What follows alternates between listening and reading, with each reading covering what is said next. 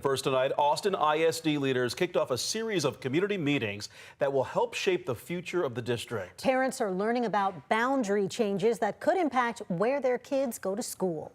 KVUE's Brianna Perez is here to tell us what was discussed and how this process could work. Brianna? Yeah, Quita, Mark, Austin ISD initially began this effort in spring of 2025. Last fall, the board voted to close 10 schools. Now the district is restarting the conversations around boundary changes while pausing any additional school closures. Now, while no recommendations were on the table tonight, school officials say the meeting was about showing the options that may need to be considered.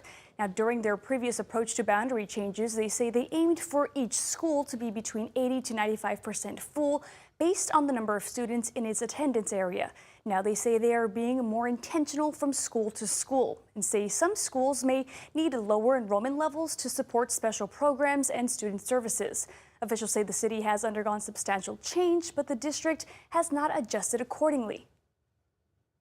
Each school needs to have a healthy size population so we can appropriately resource them and plan, and communities need to have more continuity as they move from elementary to middle school and from middle school to high school. So we are asking you to dive back in with us, finish this work.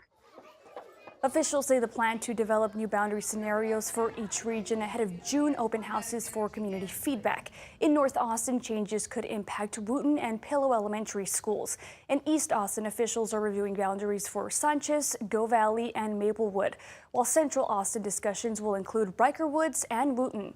South Austin changes are tied to Palm remaining open and Jocelyn staying a neighborhood school. Meanwhile, parents say they are hoping for more consistent feeder patterns throughout the district. What we see today is the schools with the least aligned feeder patterns. They're all in the lower income areas of the city. So obviously this is a huge factor. So the priority should be helping where there's the most need.